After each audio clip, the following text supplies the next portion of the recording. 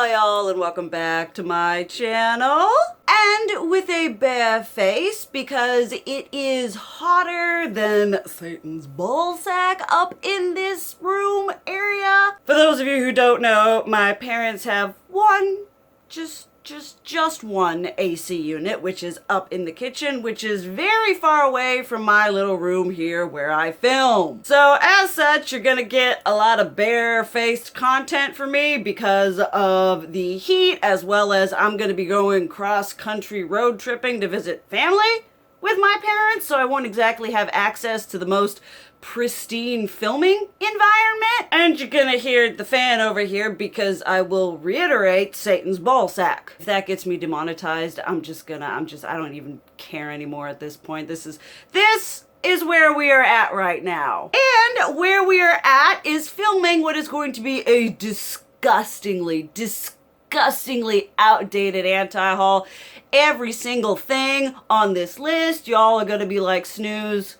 We've seen it. Why are you talking about it now? Talking about it now because the other anti-hauls, which I've had filmed and edited and everything, I don't have enough internet bandwidth here to upload. We're hopefully going to deal with that when my parents get back from their cute little historical reenactment thing in New York. And I'll be able to provide y'all with somewhat consistent content moving forward. So with that being said, we have a crap ton of just nauseating products to talk about. You should all know this already. We got Colourpop on the hot seat. We just got all these different things where I'm just rolling my eyes right out of my head. So let's just go on into it. Okay, so obviously we have to talk about the one that I was tagged in. I don't even want to know how many times so many of y'all sent this shiz to me, and every single time it made like brain cells die off even more. And I don't even know what this shiz is called, but it's the Colourpop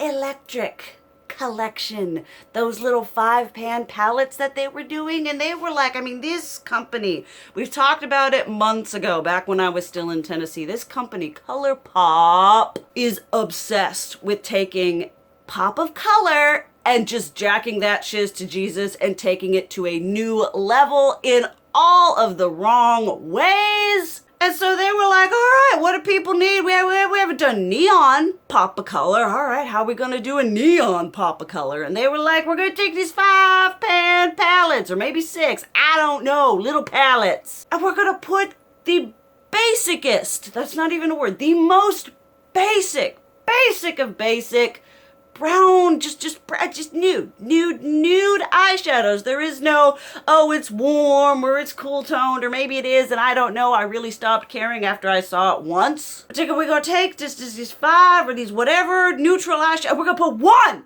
just one, like neon pink. One has like a yellow, and I think one has a green. Just these browns, these neutrals, and then just the pop a neon. I don't understand what was going through these people's heads when they decided to create this. They were like, this is great. This is what we need. This is what we want. When in reality, this is the farthest thing. Okay, and I understand. I get a little heated. I haven't filmed in a while. I haven't filmed one of these in a while. I've got a lot of internalized aggression that I'm going to be taking out on these products. But who was asking for, amidst all the Colourpop releases, amidst all the releases, and they're like, we need a little mini palette that's some basic brown shades and a pop of neon. Like, a pop of color is like bad enough as it is if they were to take these and be like, here's a blue, or here's a green, or here's a purple. They're like, no, we're gonna make it even worse, so we're gonna do a neon. I saw that and I was just like, that is where we're at. That is the future. I foresaw in 2021, this is where we're at. We're doing basic, little teeny tiny neutral palettes with pops of neon and calling it, I mean, they got the audacity. They got the absolute balls to call this some sort of like electric collection, because the cases are nice, fun, fancy colors, and because you got one neon shade in these little brown piddly palettes. No, why they do this? Why they like this? And of course, if we're talking about Colourpop, we might as well get Colourpop just all done up. We've got the Colourpop X Hello Kitty round 2. Was super tempted by the blushes. I honestly kind of slightly despise those little 4-pan little quad things. I'm like, just give me a whole palette. I don't want little quads. Tempted by the blushes. Blushes look cute. Colourpop is sort of now pulling a Becca.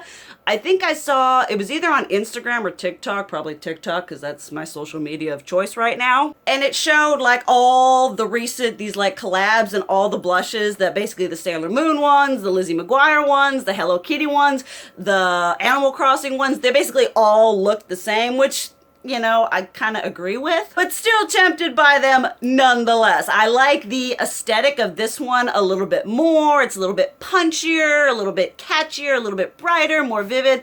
Seriously thought about getting the quads for my nieces, who obsessed, absolutely obsessed with Hello Kitty. I went on a whole search to find them those Hello Kitty Squishmallows that were like $5, and GameStop has the audacity of charging $15 for them. I bought them for my nieces because I love them, but dang! Oh, do we have any more Colourpop? We got the Colourpop Cherry Crush, which is basically the main squeeze palette with shimmers that are more red. I mean, I looked at it and I was like, oh, look, it's a monochromatic.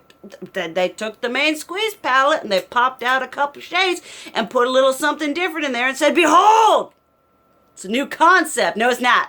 No, it's not. It's the main squeeze palette done in different aesthetic packaging, because you guys are literally, you have squeezed everything dry. You are out of inspiration. You are out of ideas. We are at the bottom of the barrel. And I love how I keep saying this every time, like, we're scraping the bottom of the barrel. And I'm like, oh, we're still digging deeper. We're still digging into that hole. I just like the concept is cute. I know that they did kind of another, kind of like a cherry Coke or like a vintage, some kind of another sort of cherry motif collection, but the eyeshadow palette wasn't like all kinds of red and whatever, but this is literally, this palette is literally the main squeeze palette with a few tweaks, just a little bit of adjustment. Like, I love red, I love rosy, I love red, I love pinky, y'all know that shiz. I looked at this and I was like, I have absolutely no need for that, because I already have main squeeze from Colourpop. They're like duping themselves out at this point. Okay, then we've got to talk about the Hourglass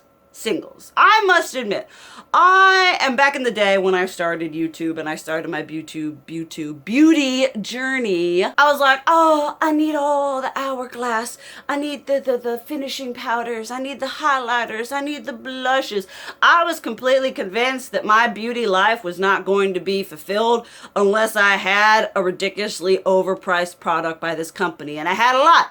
I ended up decluttering that like finishing powder trio because it did absolutely nothing for my skin. And so typically Hourglass is a company that I tend to stay away from. I don't think I'm their targeted demographic. And so they come out with single eyeshadows, which I think is very interesting for a company to do in this climate.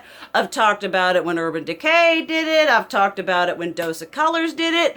I feel like when it comes to single shadows, when you've got companies like Give Me Glow, hell, you got companies like Colourpop. Did I just swear? I can tell I have been away from this for a long time. But when you've got all these, you've got Lethal Cosmetics, like I said, you got Give Me Glow, you got so many different companies who are doing single eyeshadows without the bulky componentry. And I know people are gonna be like, well, you can take it and put it in a little palette. It's still bulky as all get out. It is bulky.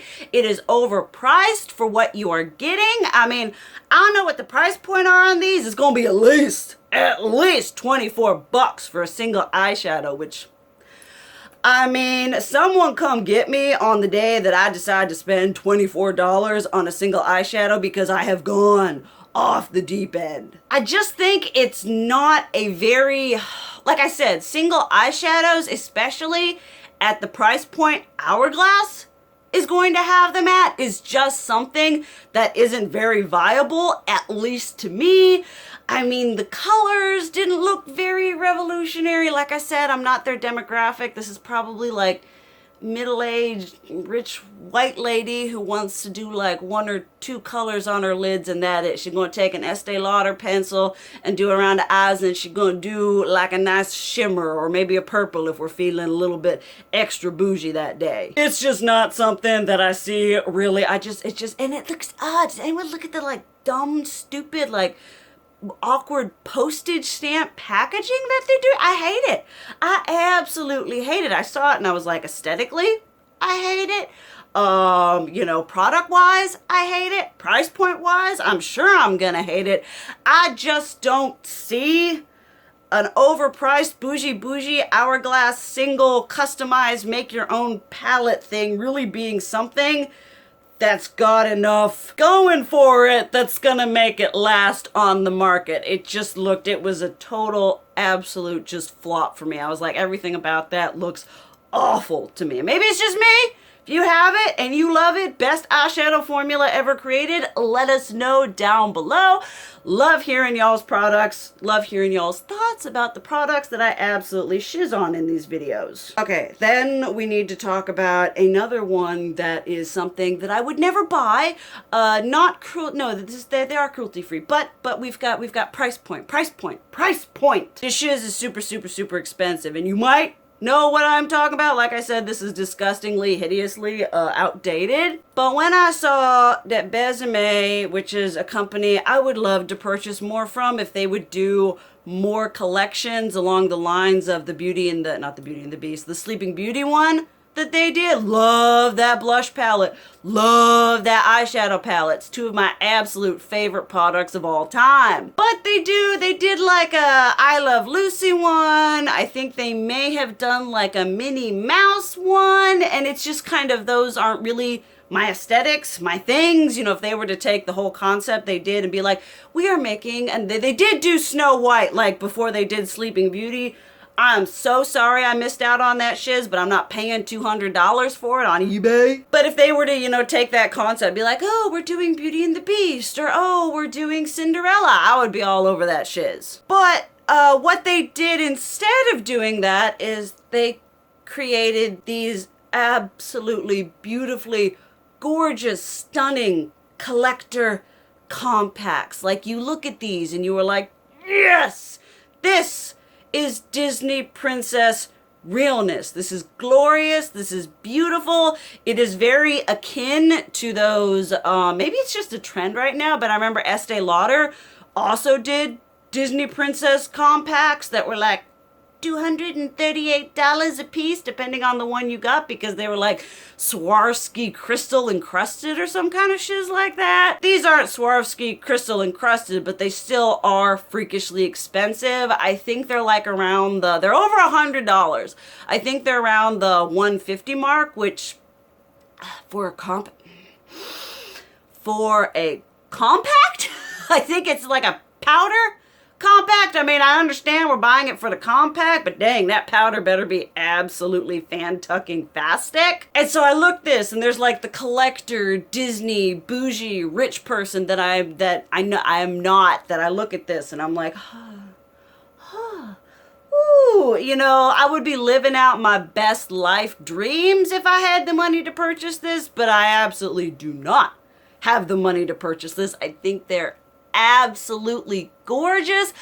I wish that I mean, I understand the craftsmanship that goes into all this shiz, but I wish there was a company that was kind of like middle ground price point. Like, I don't want to see this shiz from, say, Makeup Revolution. I don't want to see it from Makeup Revolution, you know, but a nice mid-priced company would take this whole idea of these like collector Disney compacts and maybe do them at a more affordable price. Maybe tone down the Swarovski a little bit, tone down the like 14 karat gold accents, give me something resin, give me something, you know, that's not super overpriced bougie because of all of its bedazzling. That I would like to see. I feel like that's something I could get into, although the last thing I need is another piece of merchandise from some sort of thing that I love, because I'm basically drowning in it already. But they're still really pretty and really nice looking. Now I'm going to talk about one that kind of really surprises me. This one is actually from Melt Cosmetics. The last Melt Cosmetics palette I reviewed was the Mary Jane, which was exceptionally disappointing. The mattes were really nice, but there weren't enough of them in there to make the palette viable on the mattes alone. It was majority shimmers, and the shimmers kind of really sucked. And thankfully I wasn't the only one that experienced that. Other people were like, yeah, mine had that issue too. And I was like, oh, thank God. But they did come out with their brunette palette. I don't know if brunette is it probably is some kind of strain of something that's kind of their jam now. They did like one weed palette, now they're just doing all the weed palettes, which 420 was great. Love the 420 one. The Mary Jane, not so much. And then brunette, it's either going to be a weed strain or something. Let me know down below. Or are they unironically naming it brunette because that's the only like complexion that's gonna work?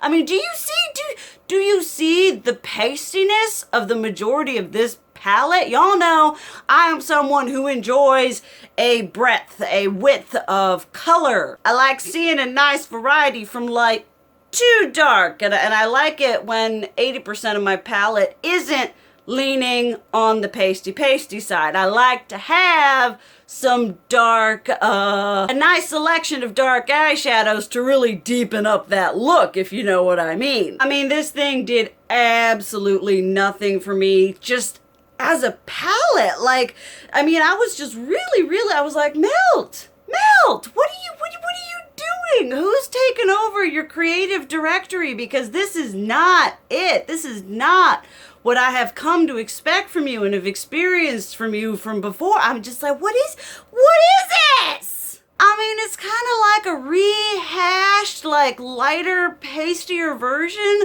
of like the Lorac Pro 3, I want to say, where it's just kind of tan and beige and maybe a little bit of sandy, like maybe a little bit of like just a touch of amber, but like not really. I'm so sick of companies like Jeffree Star has done this. So many different companies have done this, where they take a concept and then they like censor it and they make it like the edited safe version. I'm like, if you're gonna do something, go absolutely balls to the wall with it.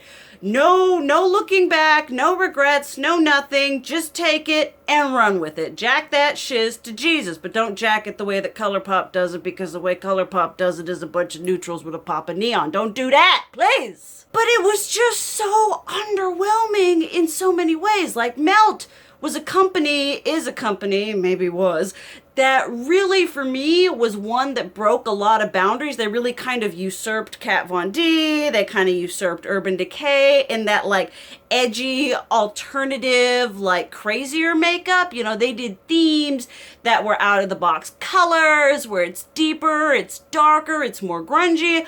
I would say that a majority of their time, a majority of their palettes were very inclusive in the sense that they could work on a whole bunch of different skin tones, where this looks, don't get me wrong, maybe if this is like, I don't know, I'm a sad, pitiful white person.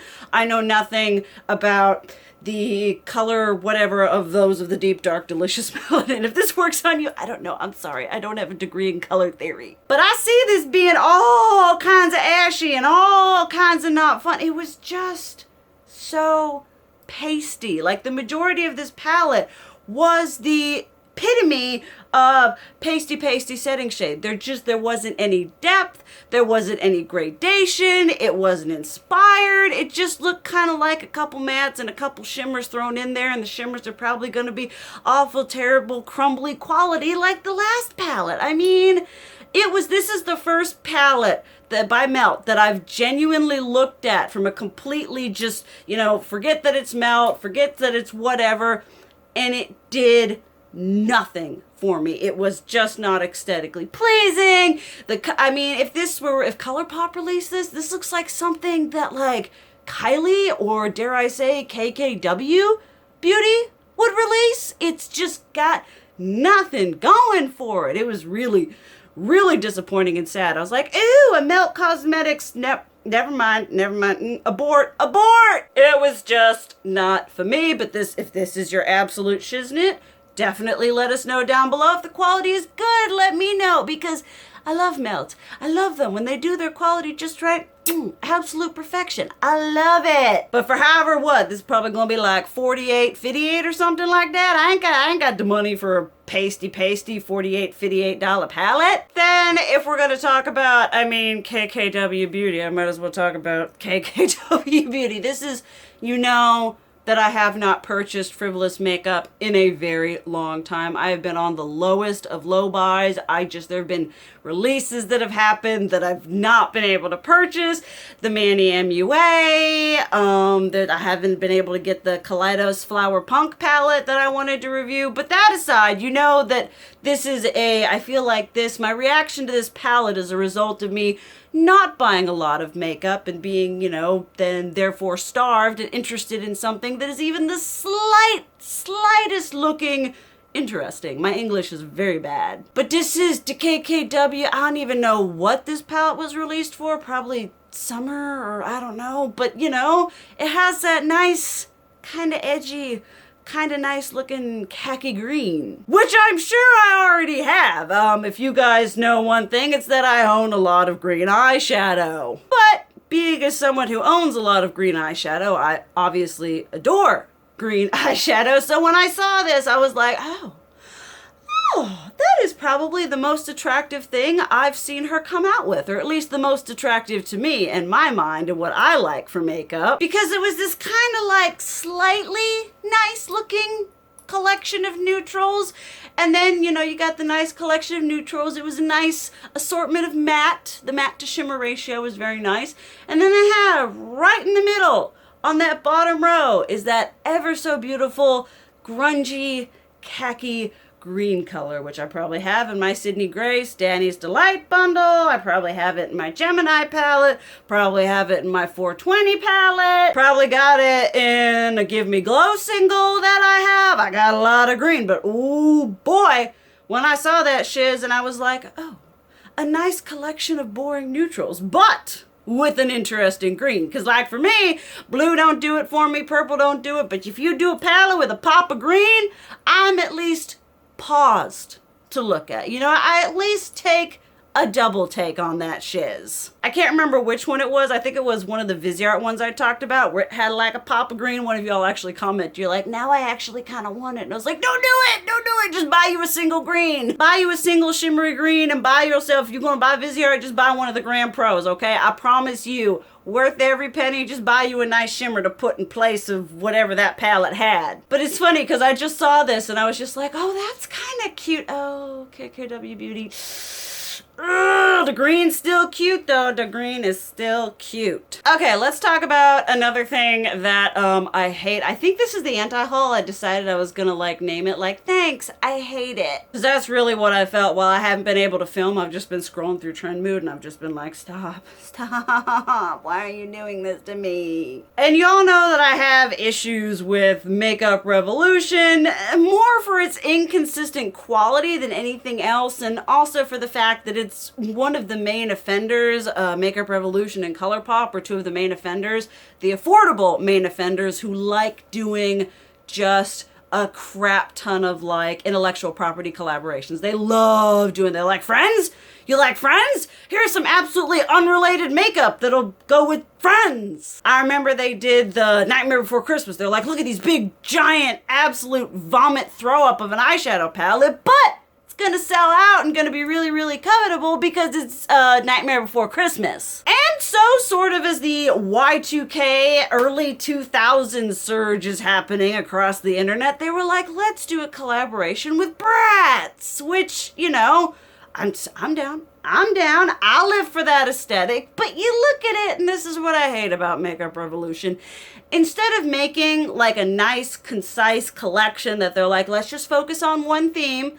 Let's focus on making this a nice, cohesive collaboration. They're like, let's take everything we have and the kitchen sink and throw it up into a couple different palettes, and they're all just as equally disjointed. But maybe if you buy all of them, you might be able to have enough eyeshadows that actually correlate to make a unified look. I don't like the eyeshadow shapes where they got like the oval ones. I think that's this. It's all kind of blurs together after a bit. I hate how that's done. I hate how cheap and tacky. I mean, they're talking about, oh, it's an early 2000s. This looks like it was made in the early 2000s and not in a good way. Like, this looks like something I would go into Claire's during at this time and they'd be like, oh, look, Claire's Bratz makeup. And you'd pay like $12.50 for one of the eyeshadow palettes. It's just not aesthetically pleasing for me. I guess when it comes to, this is me and my own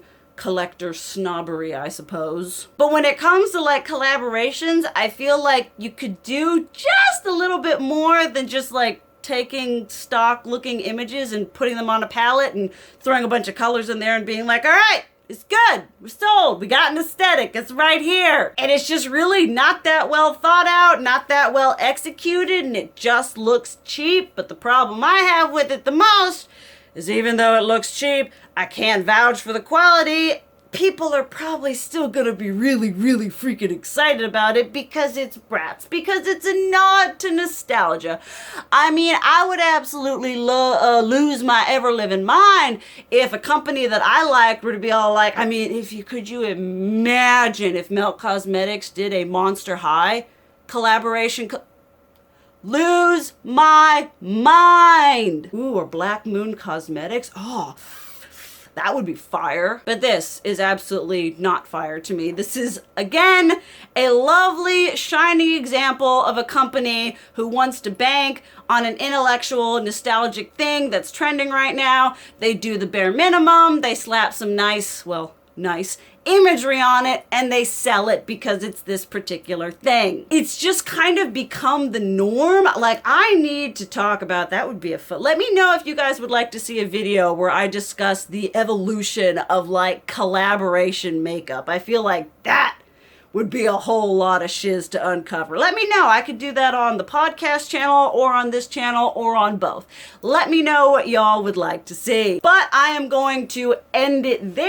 I hope you guys are okay with seeing me like naked faced. I'm kind of figuring it out myself. I've been weepy, emotional these past couple of days, so my eyes are like bloodshot. But we're keeping it together. We're keeping it pushing. Would love to hear what y'all have to say about these particular products that I talked about, as well as something else that you've anti-hauled recently or not so recently for one reason or another. And if any of you guys, I said talk about this, but if any of you guys have this shiz, let me know, especially like when it comes to like the Hourglass and the more expensive things. It's always interesting because it's shiz I'm just not gonna buy. I'm not gonna put myself out there and be like, I'm gonna buy a $30 single eyeshadow to try and see if it's good. I have to pull myself back when the eyeshadow palette is over $30. I'm like, you gotta think about this, you really do. So I ain't gonna be doing no single eyeshadow, but definitely let me know down below. Thank you guys so much for watching. I love you, and as always, keep it real. Mwah!